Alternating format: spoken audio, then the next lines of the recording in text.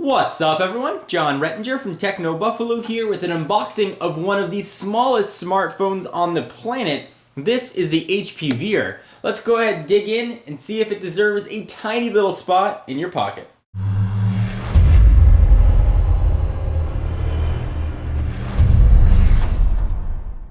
Alright, so this is going to be coming to AT&T on May 15th for just about 99 bucks. Here is the box, gone are the palm branding we've seen on previous WebOS devices. This is the first actual release of a WebOS device under the HP regime. It's part of their small, medium, and large campaign, with the small being the Veer, the medium being the upcoming Pre 3, and the large, of course, being the touchpad. So we got a different looking box than we've seen on previous HP and Palm devices. Go ahead and slide that off. There's a bit of a sticker down here. We'll pull that. Let's go ahead and open it up. It looks very similar to other boxes that we've seen for HP and Palm products, at least on the inside. Got some protection on the front. Welcome to AT&T, quick start guide, all that business. Here is the Veer itself. This is one of those phones that is so tiny you actually have to see it in person. It's available in white or black. Of course, this is the white model. It's sort of a panda color with the black screen and the white in the back. Push it off to the side for just a minute. I do want to dig into the box before I get into the phone because this guy is so small and actually doesn't have a charging port. So I want to show you how the charging happens. We saw this for the first time back in February at the touchpad event. Go ahead and open this up and get in there. And here are all the accessories. And I believe this is touchstone compatible as well. So if you got an older Palm device, you can use it with your conductive charging. So here is the charger. If you go ahead and see on the side, it doesn't have a micro USB port. It's got that weird sort of thing on the side.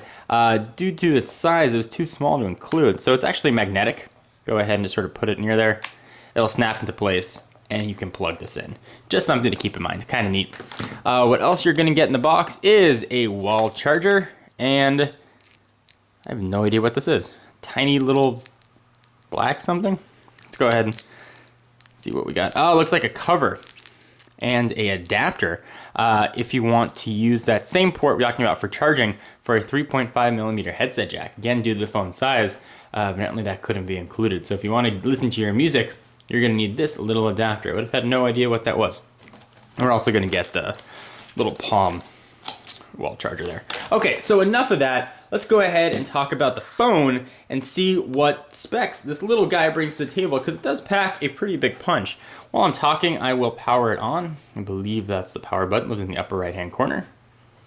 There we go. So HP logo. So let's talk about it. It's got a 2.6-inch diagonal screen at the resolution of 320 by 400.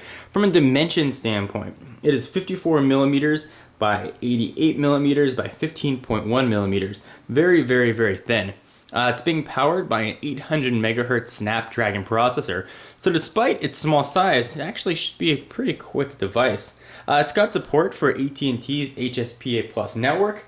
You can use it as a Wi-Fi hotspot for up to 5 devices. On the back, you've got a 5 megapixel camera right next to the speaker grill. It's got a 910 milliamp hour battery, which is going to be good for about 5 hours of 3G talk time or 300 hours of standby time. So let's take a quick look at the device. On the left-hand side, volume rocker up and down. On the top, got your power and lock button, a little bit of a lanyard switch right there as well. The logos are blinking on me. There is that sort of multi-purpose magnetic port that you can use for charging, or the 3.5mm headset jack adapter we just saw. Microphones on the bottom. On the back, there's that camera. That white HP backing, you can get that in black as well with the AT&T logo. And if you want to input text, you've got to slide this guy up and you've got a full QWERTY keyboard. When I tried this guy at the HP event, the keyboard was a little bit hard to type on. There is a rail on the side. It feels like that rail has been reworked since we first saw the prototype. So hopefully we're going to have a bit of an easier typing experience. I have, I guess, relatively large hands, so I'm not so sure if this is going to be the easiest phone in the world, but I will be open-minded and see if it's going to work. While the phone of this stature might not be the most ideal for me, I love that it exists out there because people are looking for a small device. They don't need a dual-core powerhouse. They just want to check email, maybe get on the web, and not have a lot of bulk in their pocket, this is going to be a very nice choice. So we got some terms and conditions here. Let me do a size comparison because you're not going to be able to see how small this guy really is in the video. So first, let me just put it in my hand just so you can see how tiny that really is. Let me bring in another phone in AT&T's lineup. Let me bring in the just released Infuse. This is a 4.5-inch phone. You can see just how small this guy really is. I mean, just absolutely tiny. If we bring in another phone to check out, here's an iPhone 4. Again, you can see how small the Veer is. Let's compare the Veer to its WebOS friend. Here is the Pre 2, which is by no means a big device, but you can definitely see the size difference here as well. Really, really small. So pull this out on the keyboard. You guys can compare the sizes here.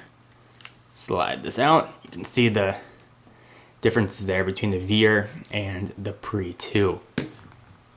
Anyway guys, this has been a first look and unboxing. I can wave at you in the camera. Sort of. A first unboxing and first look of the WebOS powered HP Veer for AT&T. I'll put this guy through the paces, do a full test, and see if it deserves a small place in your pocket. What do you guys think about the Veer? Is it interesting to you? Not interesting? Leave your comments down below. Anything in particular that you want to see, I'll be sure to let you know. I'm John Rettinger from Techno Buffalo. I'll see you in the next video.